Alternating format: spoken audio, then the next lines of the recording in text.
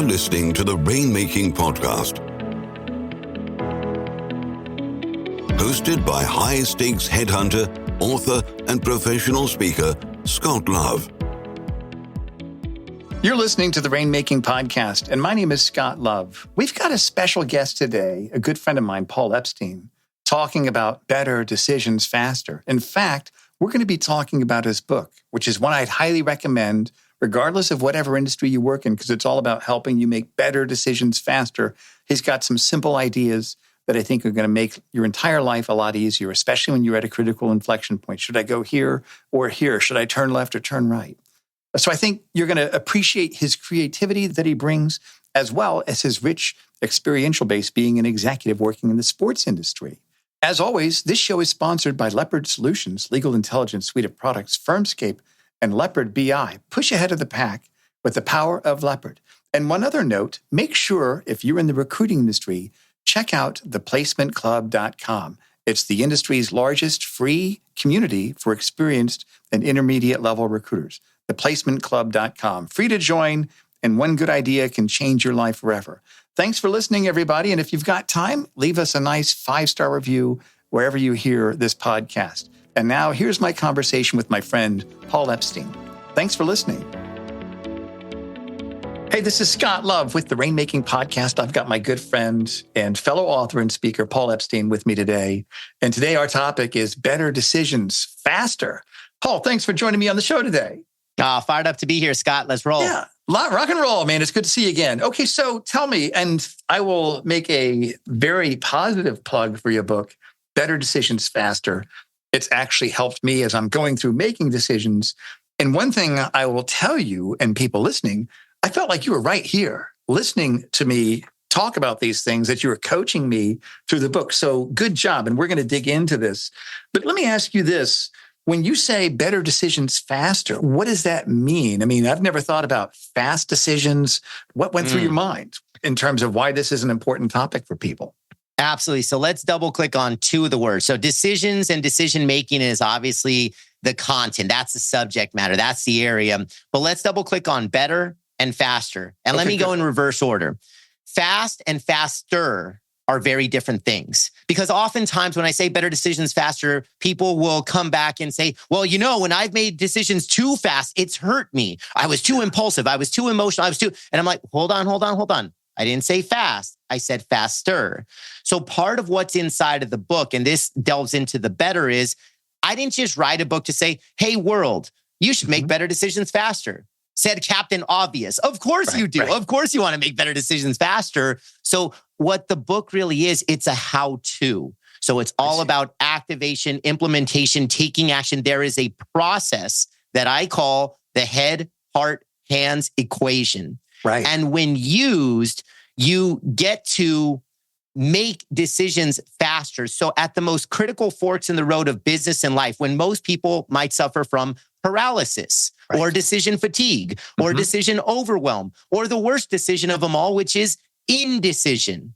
Right. And then we just stay on the sidelines and we never make the most important rule of decision making, which is make a decision. That's right. And so I want to talk about that. Let me point out an observation when you talked about indecision. When I went to the Naval Academy, we learned how to be officers in the Navy. And the one thing we were taught was make a decision. Make a decision. Be decisive.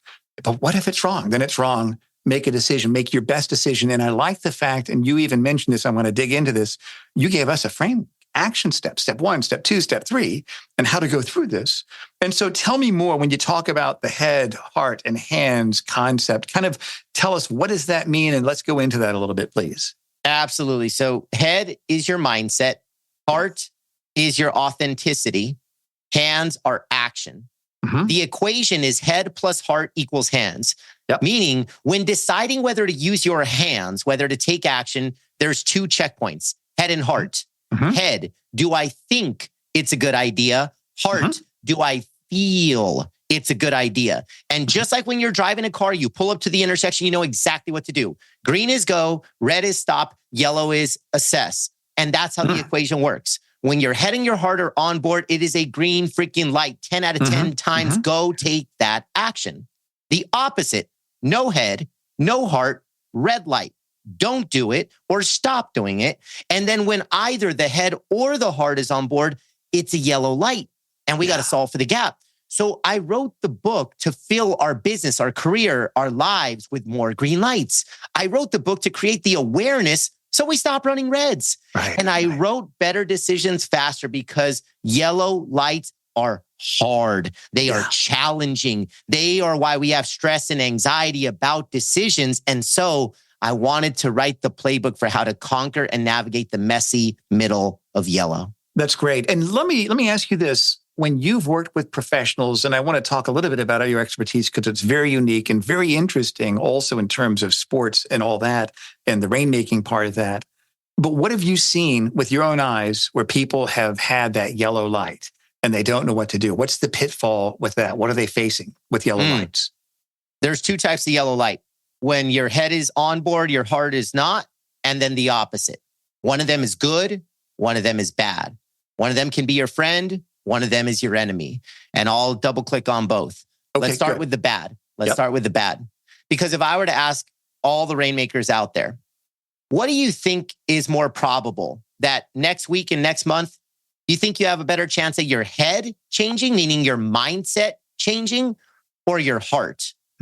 And most people would pretty naturally say, yeah, like I'm not going to wake up with a new heart tomorrow. So if the heart's not going to change, that's the problem with the yellow light where your head is on board because your heart's never going to join for the party. And that yellow can be more deadly than a red because at least a red, bam, you pull the trigger, you stop doing it or you don't do it. But this yellow, sometimes months and years go by and you're stuck in yellow that's never going to be a green. Let me give an example. Yeah, sure. A lot of times we hear the word rainmaker. And in my case, NFL and NBA executive, I always was in the sales and business development lane from an entry to an executive level.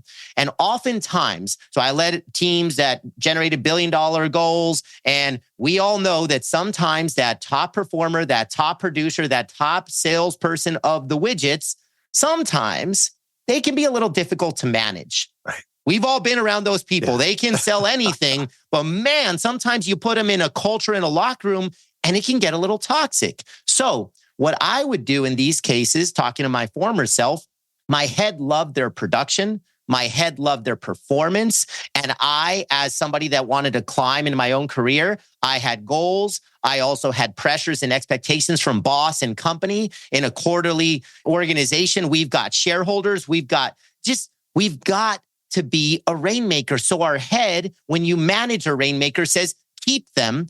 But your heart in this scenario knows they're not a keeper. They're not. And that's not going to change. But what happened was I kept them because that's how business usually works. It's a very head-driven type of an industry. And because of that, then TikTok years go by and now I've got culture problems. I've got morale problems. I've got energy and attitude problems. And so I have engagement problems. And then some of my better people would leave because we were tolerating bad behavior. And so now I have retention problems. And then the market became aware of this. And now I have recruiting problems. But you know what I really had, Scott? I didn't have engagement, retention, or recruiting problems. I had a yellow light problem.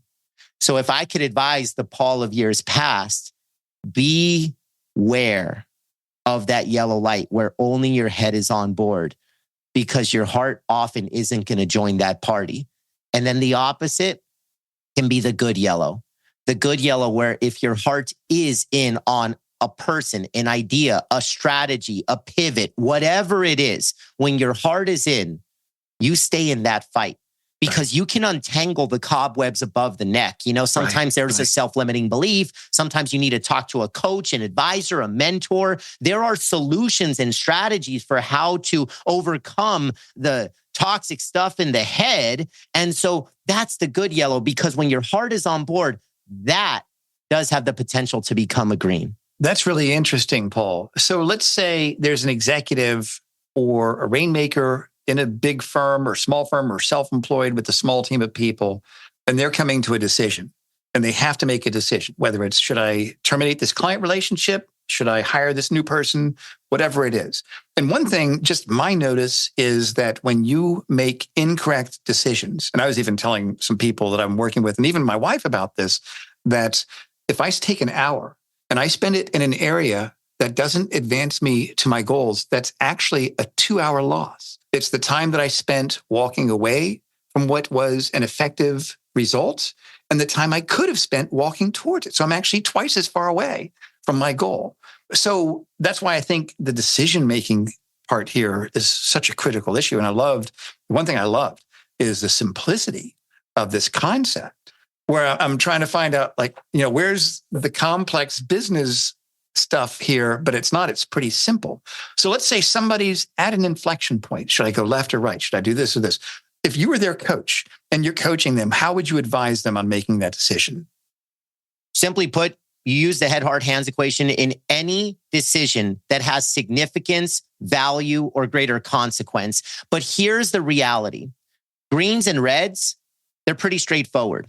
It's simply an awareness game. What I am doing by introducing the head, heart, hands equation is I'm giving folks a tool via an equation to say, I can get you to a green or a red instantly if that's where you land. And those are going to be pretty obvious. Right. So the yellow is really, again, where those trickier calls lie. And here's the thing. When I say better decisions faster and I say faster, what I'm really doing is once you know whether something is a green, yellow, or red, it advises your next steps. So in your case, you're talking about employees and whether do you hire, do you fire, do you promote? Well, those are decisions, right? If you're starting up a firm or you're wondering, all right, right now I run a 2, 3, 4 person shop. Do we want to become a 10 or 20 person shop? Okay, well, that's a decision. And that's going to come with time, energy, money, resources, and the list goes on, and stress and all that. So you've got to ask yourself when you're facing these decisions, check in with your head.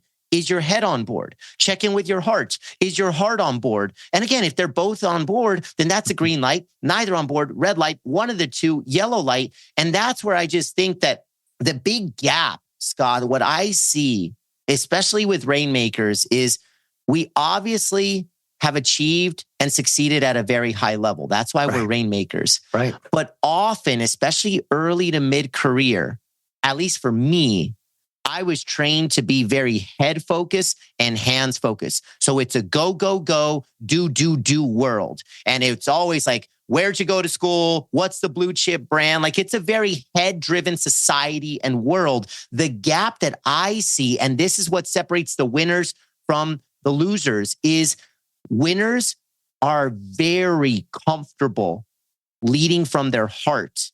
And what I mean by that is, most of the world has a heart gap, especially in business.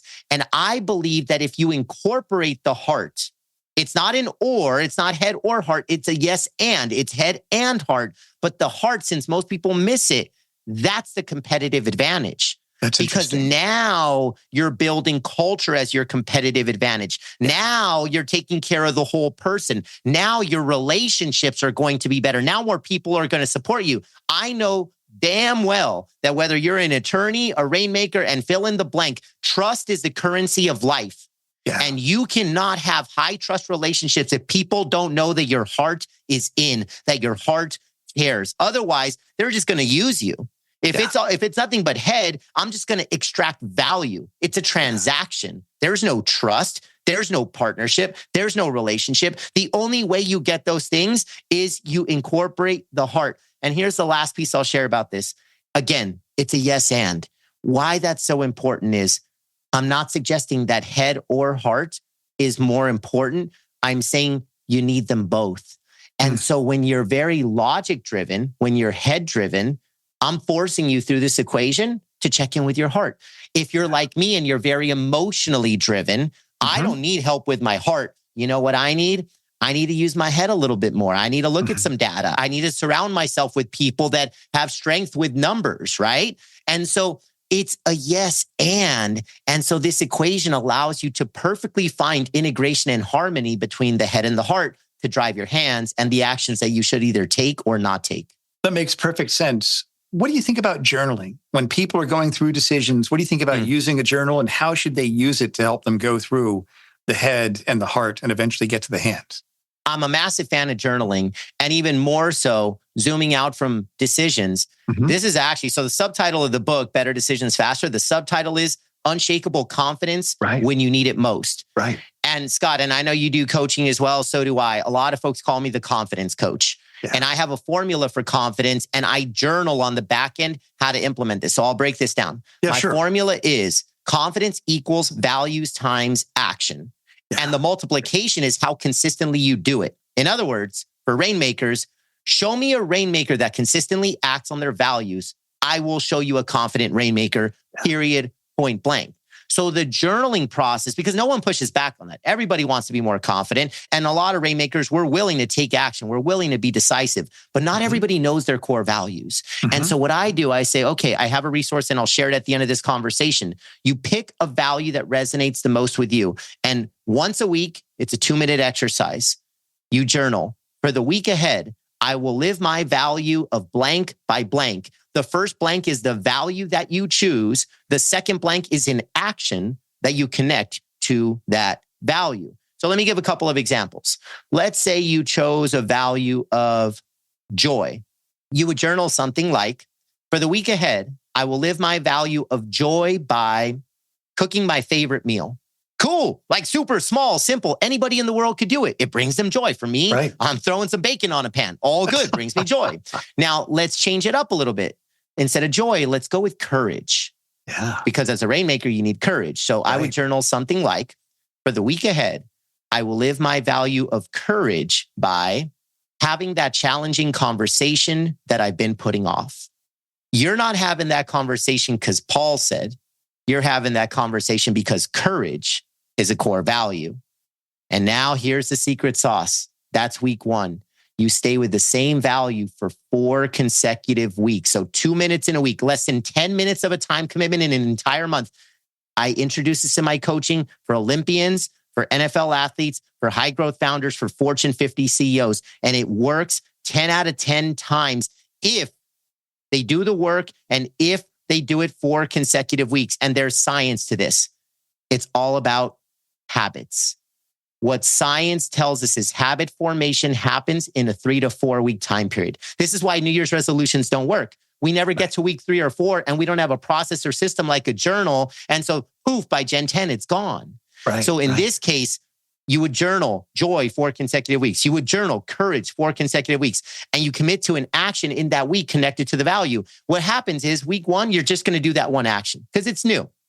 Week 2, you'll do 1 or 2 things. Week 3, 4 things, 5 things. And then it explodes. In week 4, you'll do 8, 9, 10, 11, 12 actions connected to that simple value. And that tells your head and your heart, I am a person of joy. I am a person of courage. And now you're showing up in the world consistently with that. And you could frankly walk away from the journal after and you will continue to act on that value. And that's how you build unshakable confidence. This is great, Paul. I think that you've actually written the outline for your next book, the journal that goes along with. I will buy that. I will buy that. Where it goes along with your book, the companion. I mean, I'm sure you probably already thought about that, but what a great tactical way. And that's what I've seen. That I think one big change in today's world is that successful leaders, especially alpha males, right? I mean, I know that it's a different world today, but I think that's a big issue I've seen with a lot of the men I talk to that are very successful is that in the back of their mind, I don't want to show emotion. I don't want to be vulnerable. And I think that's kind of changed in a way. Some of my best clients are the most self-aware men I've ever seen that understand the nuance and the delicacy of human relationships and lead in a way so that people have those positive feelings about coming to work every day. And I think by somebody understanding the value system, you're absolutely right. You know, what are the values? What's the, values, vision, and mission? That's exactly how you build an organization. Why not do it with your life as well, right? That's something I found on my own and something I've even coached people with is you want to build confidence? What are your core values and what's your life purpose? That's kind of the summary of that because then you've got strength and people know. Nobody wants to be pushed around. Nobody wants to have to force to follow, but they choose to follow if somebody is followable. And I think what you talk about there, boy, we could have a whole day conversation just on that. Yeah. And Scott, one thing on that, because I agree with you, confidence does come from values and purpose, but it doesn't end there. And here's where the rubber meets the road. And this happened for me back in 2016. I'm a high flying sports executive, CRO of the 49ers. And we went to a leadership executive retreat that changed my life. I walked away for the first time ever knowing my why and my values. Yeah. It was my first exposure to self-discovery. It was my first exposure to personal transformation. I felt like a different human being, and I've never been the same after that retreat. But here's one thing that I did that others didn't. And here's why I believe my life transformed, while maybe others would describe that retreat as, it was cool, it was fun, it was insightful, it was inspirational. For me, I said, no, it changed my life. Very different. And the reason it changed my life was not finding my why or finding my values. It was putting them in action. Yeah. So if you know what happens before an action? A decision. You have to decide to act. And so in other words, I believe life is a game of decisions and actions. Now, if we anchor those decisions and actions to something like our why and our purpose, that's the winning game plan. So I would encourage everybody that yes, why, yes, values, yes, purpose, but you got to decide to act on it. And I see what you just said. The way I would look at it is, this is the entry point to a successful life. Yes. It's the entry point of the funnel, the decision, and once you got that figured out, then the next step is execution, and et cetera, et cetera. So let me kind of ask you this then. One thing you talk about here, and where was it? It was chapter 3. You talk about, I think it was building greater confidence. Well, I don't want to, your roadmap to unshakable confidence. Table stakes, values, and promises for a green light lifestyle. And you're absolutely right, because nobody holds back when they've got the green light lifestyle. Tell me, when you say table stakes, what do you mean by that exactly? I believe for all rainmakers out there, there's 3 table stakes on how we should approach every single day of our life. I call it the AOI principle: awareness, ownership, intention. Awareness, ownership, intention. Those that want to be rainmakers, not just today and tomorrow, but sustain it. Because that's the thing, right? Like, I come from the NFL and NBA. A lot of teams or a lot of individuals can win today, maybe win next week, maybe win next month. Maybe you're lucky enough to win a year, win a championship. What I have seen is there are certain distinguishing characteristics of those that can repeat as champions, those that win the long game, not just the short game. They are highly aware, which is why awareness, that's the core of EQ.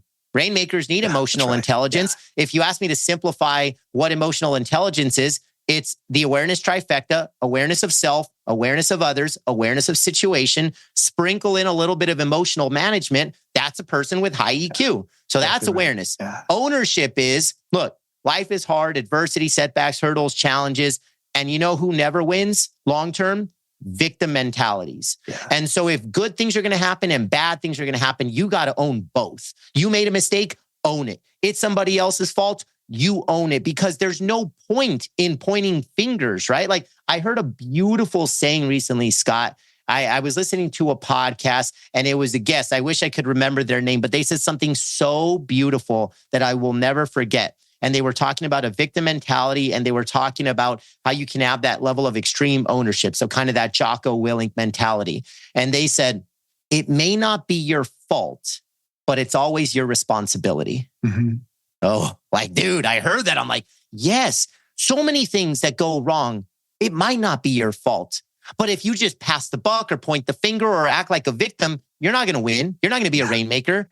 So it's your responsibility to control how you show up, how you react, how you still go forward, even though this unfortunate thing happens. So that's ownership, owning the good and the bad. And then intention. Of course, you got to be intentional, right? There's 2 types of people: those that drift on default and those that live and operate by design. And those that live and operate by design have intention. So the table stakes, AOI, awareness, ownership, and intention. Well, Paul, you have given us so much here, and thank you for everything you've shared. I mean, this is truly life-changing information. And like I said before, it's very simple. Anybody can take these ideas, implement them, take action, and see the result of that. So if we could kind of bring it to a close here in terms of 3 action steps, and that's how I close every podcast. Because I believe, keep it simple, see, spot, run on a simple level so people can take action and go forward. What would those first 3 action steps be that you'd like to share with our listeners? I'm going to reinforce a lot of what we've already talked about, because I think it is that important. And I believe they are the most essential things to create a winning life, a winning business, and be a rainmaker. For one, for all critical decisions going forward, if the decision matters to you, use the head, heart, hands equation. So you got to use that equation. Otherwise, you're just going to be random in your decisions and inconsistent in your results. Right. Use the head, heart, hands equation. That's number one. Number two, remember that confidence equals values times action. Journal for the week ahead. I will live my value of blank by blank. Choose a value, insert it in that first piece, and then connect it to an action. And I've got a resource that gives you a visual template for how to do just that. Great, so great. Step one, head, heart, hands equation. Step two, implement the confidence formula into your life. And step three, confidence. I'll come back to that. I have a quiz. I'll share where to find it in just a second. But here's why I think it's important. In order to grow, in order to evolve, in order to be a rainmaker, you've got to know where you stand. So where is your confidence? If I was to challenge and invite every rainmaker out there listening on a 1 to 100, how confident are you? And here's what I've realized about confidence, Scott. A lot of people think it's a light switch. It's on or off. I'm either confident or I'm not. But I would challenge that notion. I don't think confidence is a light switch. I believe it's a dimmer switch. Because dimmers can go +1, -1 at any given point, and it's in your control, and you can just dial it up and dial it down. And so when I say I have a confidence quiz, whether you're a 92, an 84, a 71, or a 48, that's just the data point of today. How are you going to raise your dimmer switch over time? And that's a beautiful thing because now you feel more in control of your confidence. And so the confidence quiz, very simple. And I know we'll talk about all this. Where can we find you and follow you? Right. Everything and anything is at paulepsteinspeaks.com. So when you go to my website, paulepsteinspeaks.com, hit that confidence quiz. And in less than 5 minutes, you will know how confident you are 1 to 100 today. And then I give you tools on how to raise your dimmer switch over time. That's great. And I took that quiz, Paul. I learned a lot about that. And I can't wait to dive in a little bit more. And we're going to put that link on the show notes. So for everybody listening, you can go there. And I'd highly recommend everybody listening order the book that Paul has. And Paul, tell us, are there any other offerings or anything else that you do for people that you'd like our listeners to know about? Well, I speak all over the globe, and I consider it a passion, a purpose, a calling. And for me, that's something that I'll do for the rest of my life. Yeah. So I invite everybody out there that if you have a team, small, medium, large, you run an organization, you consider yourself a culture champion and you want to inject more passion, purpose, confidence, make decision-making your competitive advantage, make this theme of playing offense in a defensive environment part of your DNA, then I'd love to talk to you. My email is paul@paulepsteinspeaks.com. My website is paulepsteinspeaks.com. And that's how we roll, Scott. You know me, man. Like we talked before we started recording about essentialism and keeping the main thing. So bottom line, I speak with purpose. I speak as a calling, and I invite the entire world to meet me at the 50 and let's lock arms and let's create a special experience together. That's great, Paul. I can't wait to have you back on the show. Thank you for all the great ideas that you shared. It's certainly been a life-impacting conversation for me, and I'm sure for other people listening today. Thank you, Paul. Thank you. Thank you for listening to the Rainmaking Podcast. For more information about our recruiting services for international law firms, visit our website at attorneysearchgroup.com. To inquire about having Scott speak at your next convention, conference, sales meeting, or executive retreat, visit therainmakingpodcast.com.